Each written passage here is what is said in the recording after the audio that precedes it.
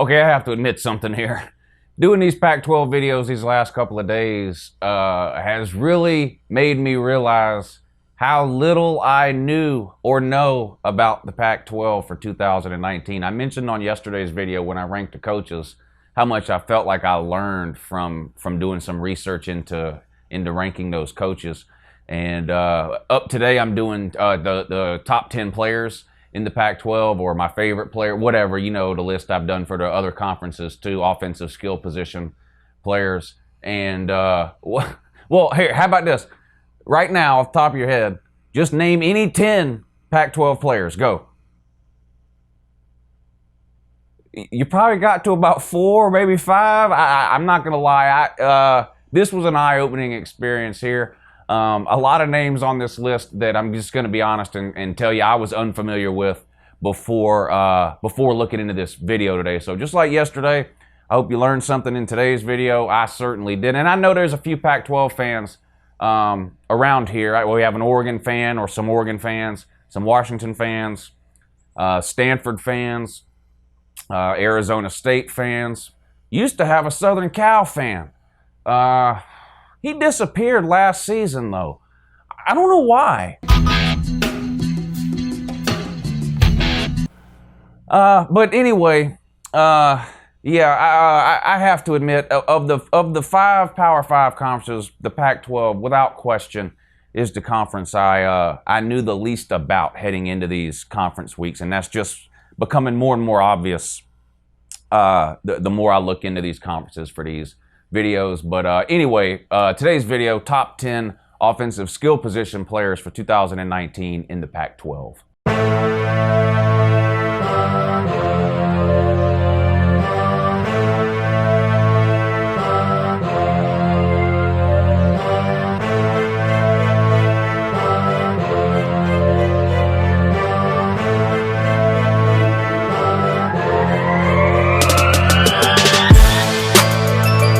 Hey, good morning, it's Uncle Lou here. Yeah, that's right, it's me, Uncle Lou, and I'm live for you on LouTube today. So thanks for watching, I really appreciate it. Subscribe to this channel if you're not already. I post college football videos almost every single day of the year. Usually, they're watchable. This one probably falls more on the informative category. I'm not real sure how watchable it'll be, to be honest. Hit the thumbs up button on this video, though, if you feel like you learned something at the end, or if you're a fan of one of these teams that has one of these players I'm going to mention, or if you're just excited for the start of college football season, which is only really about 6 or 7 weeks away. It'll be here before you know it. It doesn't cost you anything to hit that thumbs up button. It takes you hardly any time at all, but it's a huge help to me. Go ahead and hit that thumbs up button now. All right, here we go. Top 10 offensive skill position players in the Pac-12.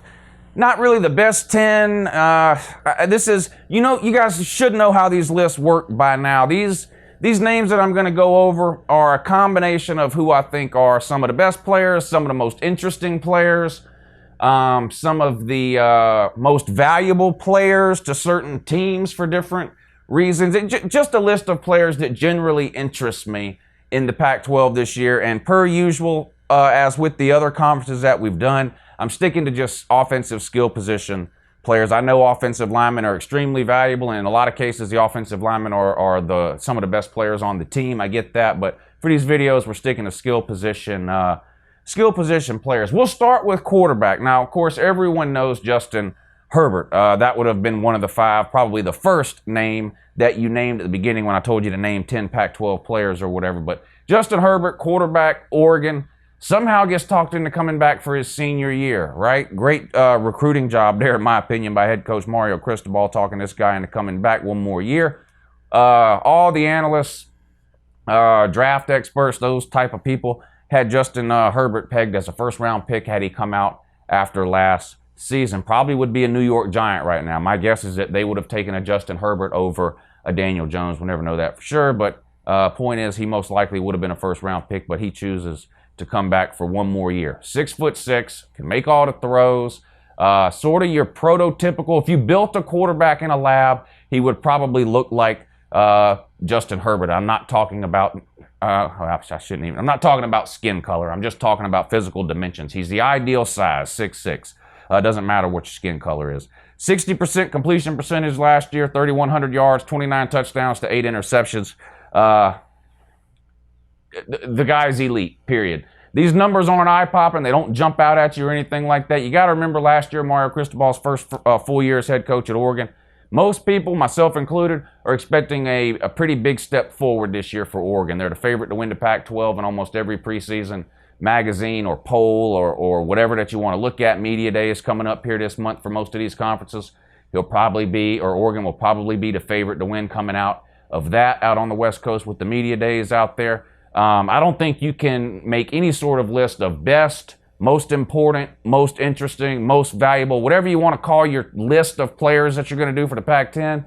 You have to have Justin Herbert on there. I have him on mine. All right, another quarterback. And remember, these are in no particular order. They're just in position order. So next I have KJ Costello. I actually think, am I crazy here? The Pac-12 fans will have to let me know. I know Justin Herbert is an NFL prototype. I think KJ Costello might be better in the long run than Justin Herbert. Now, I think Justin Herbert has a better team around him. I think he's probably going to have the better season this year than KJ Costello, but I'm real high on KJ Costello. Am I crazy? Am I reaching here? He's another guy, 6'5", completed 65% of his passes this past year, 3,500 yards. What did he have? 29 touchdowns and 11 interceptions. What's the knock on him? He's not very mobile, doesn't run at all, had negative 20 yards rushing for the year, so that usually tells you he has trouble even escaping pressure in the pocket. Maybe that's the knock on him. Compare that to Justin Herbert, who also, Justin Herbert's not a guy that's going to run for 500 or 600 yards a year, but he had, I think he had about 150 yards rushing last year. So takes off every once in a while, but can escape some pressure in the pocket too. You see a quarterback with negative yards rushing for the year, it means one of two things. They have a terrible offensive line, or they have cement feet and get stuck in the pocket, can't move, can't create things, and take a lot of sacks. Not the case with Justin Herbert. Looks like it might be the case with KJ Costello. Typically, Stanford has a pretty good offensive line. But I think KJ Costello is going to be a hell of a quarterback this year. Wouldn't surprise me if he put up better numbers than Herbert again. We'll see. Obviously, if you're an Oregon fan, I think you need Justin Herbert to throw for way more than 3,100 yards this year if you want to go where you think you're capable of going. But to me, Justin Herbert and KJ Costello, a clear 1A and 1B in terms of quarterbacks in the Pac-12. KJ Costello is on my list. All right, here's a guy that probably, especially if you look at just last year, is not one of the best 10 players in the Pac-12, but it wasn't even close. However, if you look at what he did the year before that, I'm talking about Khalil Tate, quarterback, Arizona. Now, he had an unbelievable year in 2017. There was, I think, a 4-week period. Was it in October of 2017? He won Pac-12 Player of the Week 4 weeks in a row. First time it's ever been done. Vaulted to the top of people's Heisman lists basically overnight. He went from an unknown to one of the most well-known players in college football back in 2017, an exciting player to watch. But what happened last year? Well, a couple of things happened. Number one, they bring in a new coach, of course, in Kevin Sumlin, and things just did not go well overall for Arizona, and you can throw Khalil Tate into that mix. But now, his completion percentage in 2017 was 62%. Last year, Kevin Sumlin comes in, new offensive coordinator. They changed some things around, drops to 56% for Khalil Tate. And if you watched Arizona play last year, and I did because I was excited to see Khalil Tate last year. I thought he was going to have a great year. Boy, was I wrong. He sort of looked lost and confused. Now, maybe he'll take a step forward this year with it being now the second year in this same system. That's what you're banking on if you're an Arizona fan. He did throw for 2,500 yards, which was an improvement over what he threw for in 2017. He had more touchdowns, well, at 26 touchdowns, 8 interceptions, so that's a pretty good ratio there. The issue was the running around. He didn't do any. It's hard to understand really what Kevin Sumlin was thinking there. He's got experience with a runaround quarterback. You look at what he did with Johnny Manziel at Texas A&M, right?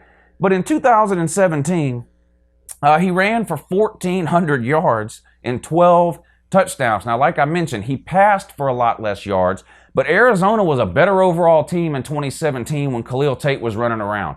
Last year, it was like they tried to force him to stay in the pocket. It was almost like he was ordered not to run. If you watch the games, it was really strange. He looked uncomfortable. But so 1,400 yards and 12 rushing touchdowns in 2017. And then you watch him last year, 200 yards rushing and 2 touchdowns. Now, I'm not here to say that he needs to get back to 1,400 yards rushing this year, but if you're an Arizona fan or you like watching Khalil Tate play, can we split the difference here on the rushing yards? I mean, as somebody who's just a fan of college football and likes watching exciting players play, Khalil Tate was one of the most exciting players in college football in 2017 when he was running around. I don't know what happened last year. I'm going to give him the benefit of the doubt. I'm going to give Sumlin and the coaching staff there the benefit of the doubt. I'm going to say they turn him loose this year a little bit more. Like I said, he doesn't have to get to 1,400. But, I mean, come on, a guy like Khalil Tate, you got to use him. You got to take advantage of his talents and his abilities, okay? Do you want to make a bowl game this year, Arizona? You got to do better than what you did last year. Let him run around, 600, 700, 800 yards maybe. If he can rush for 700 or 800 yards and 10 touchdowns, which would still be less than what he did in 2017, but keep his passing numbers in the 2,500 to 3,000 range instead of dropping back down to, I think he had 1,700 yards passing in 17 when he ran for all those yards.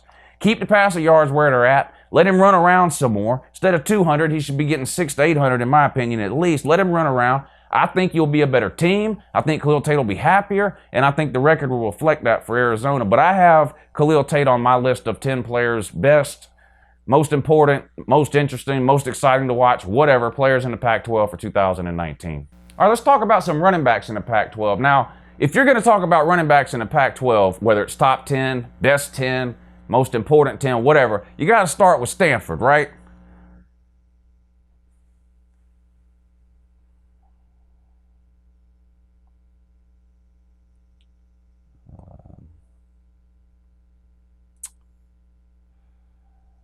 Okay, let's start with Arizona State. Eno Benjamin. I think this is the best running back in the Pac-12. Arizona State, right? What did he do last year? 1,642 yards, 5.5 a carry, 16 touchdowns. He also caught 263 yards worth of passes for another 2 touchdowns. Arizona State, another team. Herm Edwards coached there. Are they going to win 10 or 11 games this year? No, probably not. Herm Edwards did surprise me last year. They were a lot better than what I thought they would be. Eno Benjamin is a big reason why. You watch this guy play. To me, he's clearly the best running back in the Pac-12, like I mentioned. And on a team like Arizona State, who doesn't have any big-name players, really, that your average college football fan could even name, Eno Benjamin is a guy I think everyone should know out of the Pac-12. Some of your big-name running backs the last few years are gone now. Myles Gaskin at Washington, Bryce Love at Stanford. They're gone. Southern Cal has fallen off the map completely for no apparent reason. They got NFL wide receivers. They always do. But in terms of running backs, now I think Utah, let me give Utah some credit here because, spoiler alert, there's no Utah running backs on this list.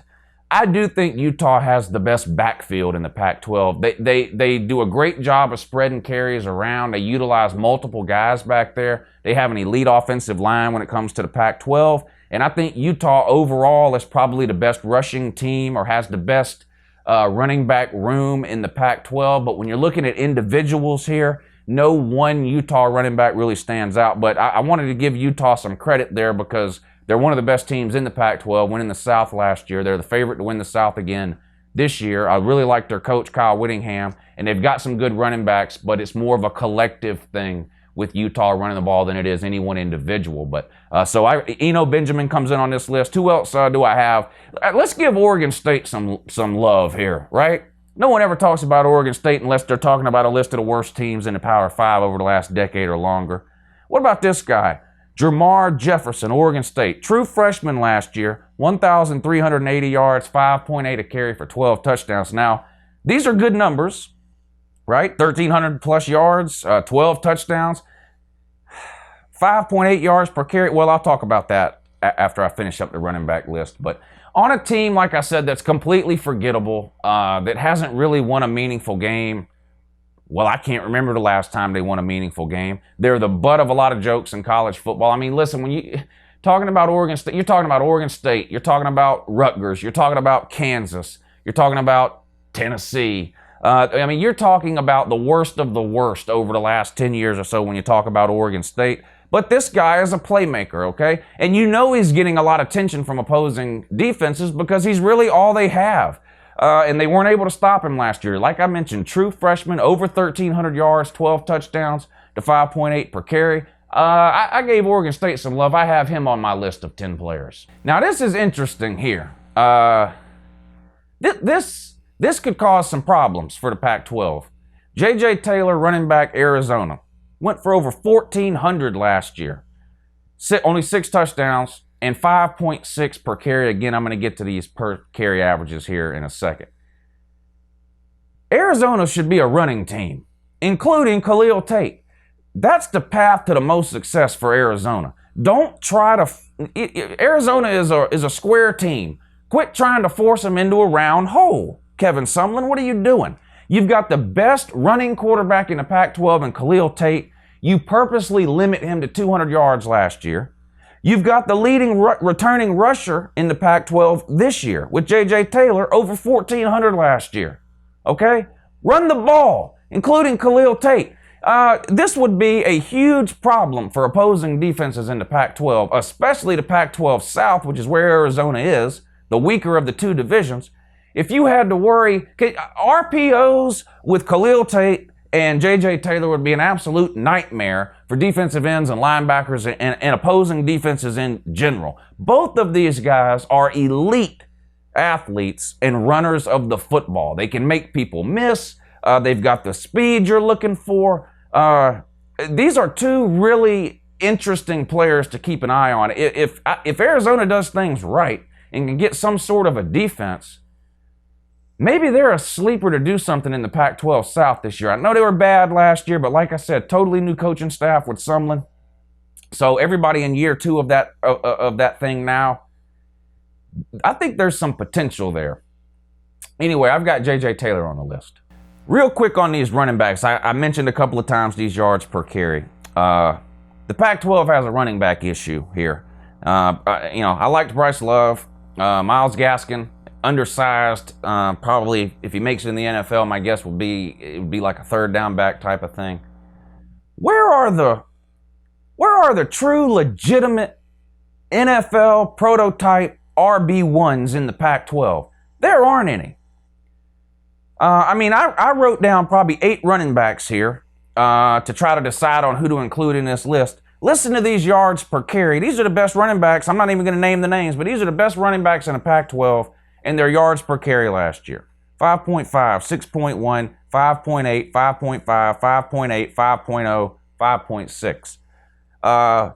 That's not getting it done in college football. And now in the NFL, these would be great averages, but this ain't the NFL, this is college. Look at the elite running backs in other conferences. DeAndre Swift at Georgia, over 7 yards per carry. Look at the top running backs at Oklahoma, over 7 yards per carry. Look at the top running backs at Ohio State, Penn State, Michigan, wherever you want to look. You have an entire conference full of running backs who get 5 yards per carry. Now, that's not terrible, but you don't have any. There is not a single elite NFL caliber stud running back in the Pac-12 this year unless one comes out of nowhere, because none of these guys are it based on what they've done so far. And I don't know, I just thought I'd mention that because it's just a little strange. An entire conference, you can't get a guy with 6 yards per carry, but anyway, that's it for the running backs. All right, a lot of wide receivers here, and I don't really think that's much of a surprise. Pac-12 sort of known as a league that develops and produces a lot of really good wide receivers. I started with Arizona State, and I started with Southern Cal and Michael Pittman Jr. Southern Cal, listen, you can pick Southern Cal's top 2 wide receivers every single year, and they're probably going to be 2 of the best 10 wide receivers in America, it seems like anyway. Southern Cal never has a problem developing elite NFL caliber wide receivers, and that's no different with Michael Pittman Jr. 6'4", so ideal size for a wide receiver. 41 catches last year, 758 yards, and 6 touchdowns. He only played in 10 games. So these numbers could have been a little higher had he played in the additional 2 games, but they are what they are. These numbers are nothing to sniff at. I'd love for Georgia to have a wide receiver with 700-something yards. What's that like? I hardly know. But Michael Pittman Jr., I think, has to be on this list.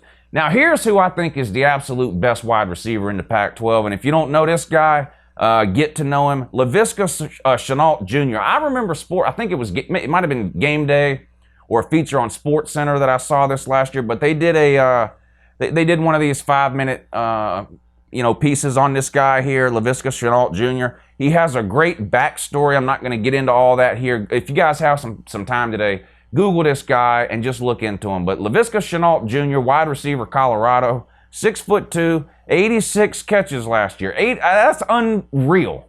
That's unbelievable. Over 1,000 yards, 6 touchdowns, and he only played in 9 games. He had 5 more touchdowns running the ball too. This guy's fun to watch. You can tell he really enjoys the game of football. Google him and find the feature on him. You won't regret it, I promise. If I can remember, I'll try to find it and even put a link maybe in the description or something. But Colorado's not going to be a good team. They got a new coach. Mel Tucker of DC from Georgia takes over this year. They've been a terrible team for a while now. This guy is fun to watch. And you can't help but root for the guy. I think he's going to have another great year. Laviska Shenault Jr., wide receiver, Colorado. All right, Jacob Eason didn't make my list of 10 players in the Pac-12, but he's got a wide receiver that did. Aaron Fuller, Washington Huskies. 58 catches last year, 874 yards. That's a lot of yards per catch right there. 4 touchdowns. He's 5'11", so he's one of these slot-type guys, shifty, quick, fast, that kind of thing. Not typical size for a wide receiver, great for a slot, get him the ball in space type of deal. And Jacob Eason needs some weapons. I'm still a believer in Jacob Eason. I didn't put him on this list because he hasn't played since 2016 after getting injured at Georgia in 17 and having to sit out due to transfer rules in 18. But Eason, I mean, you guys know all about him, 6'6", can throw the ball out of the stadium. NFL scouts have been drooling over him since his junior year in high school, but he's yet to really prove anything in college. We'll see if he can do it this year with Washington. If he's going to have a good year, I think Aaron Fuller is going to be a big part of that. Washington lost a lot last year. Forever starter Jake Browning at quarterback. They lose one of the best running backs in school history in Myles Gaskin. But anyway, Aaron Fuller is on this list of wide receivers, wide receiver Washington. All right, one more wide receiver. Let's give Chip Kelly some love here. Boy, Chip Kelly fell on his face last year, didn't he?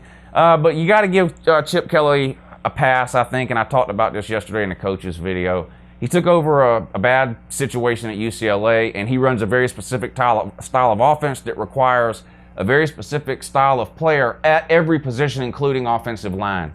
Okay, he wants to run 80, 90 plays a game. These players got to be in shape. It takes a while it takes a while to learn that type of offense. More than one off season, I think. I think UCLA will be a lot better this year.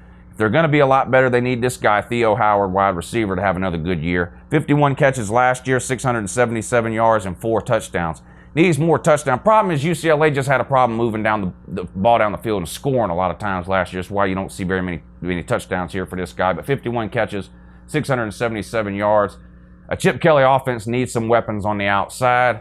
A Chip Kelly offense needs a lot of things, and UCLA doesn't have a lot of those things. But what they do have is Theo Howard, wide receiver, 6 foot tall. I like this guy.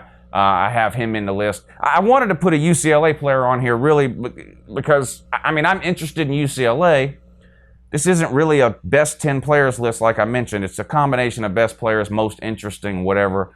UCLA is interesting to me. This gives me a player to keep an eye on as I'm following them through the year. All right, one tight end I have on this list, Colby Parkinson, Stanford, 6'7".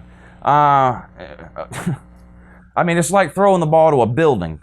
29 catches last year, 485 yards, and 7 touchdowns. And like I mentioned, he has, throwing him the ball, one of the best quarterbacks, I think, in the Pac-12, in KJ Costello. Maybe even better than Justin Herbert. We'll see. I'm not willing to go that far yet. I mean, if you look at just the numbers between those two quarterbacks, like I mentioned in the beginning, KJ Costello was better in every area. So, I mean, I don't know. We'll see. The NFL's in love with Justin Herbert. We'll see what they have to say about KJ Costello this year. But Colby Parkinson can be a quarterback's best friend. We all know that. Red zone situations, especially a guy that's 6'7". Red zone situations, third and medium type situations, possession receiver type situations where you need a guy to, maybe it's 3rd and 5 and you need a 6-yard curl route where a guy just sit down, catch the ball first down. Huge target here, hard for a linebacker or a safety to to come behind him to knock the ball down. I mean, this guy's a beast, 6'7", unbelievable. Colby Parkinson, tight end, Stanford. All right, there you have it. That's my 10 players I'm going to be keeping an eye on in the Pac-12 this year. Obviously, there's more good players in the Pac-12 than that, and I get that. If you're a fan of one of these teams, don't feel slighted that I might have left a player or two off your team that you feel like should have been on this list. Again, I try to keep these lists to 10 players because the videos are long enough. I mean, this will probably be a 20 or 25-minute video as it is, and that's just covering 10 players. So it would just be impossible for me to cover every single player that I think is good or interesting or exciting or whatever in the Pac-12. I try to pick a few from each of the 4 skill positions: quarterback, running back, wide receiver, and tight end. But anyway, that gives me reasons to watch the Pac-12 this year. Like I said, I freely admit that when it comes to the Power 5 conferences, the Pac-12 is definitely the conference that I know the least about. I knew that heading into this week, but the more videos I do about the Pac-12, the more research I do, the more reading articles and looking stuff up on the internet that I do about the Pac-12, the more I realize how little I really know about the Pac-12. And so it's good for me to do these videos. It's an education for me. And like I said, I hope you learned something too. Don't forget to give this video a thumbs up if you enjoyed it. I really appreciate you guys watching, and I'll see you again tomorrow. Have a good morning.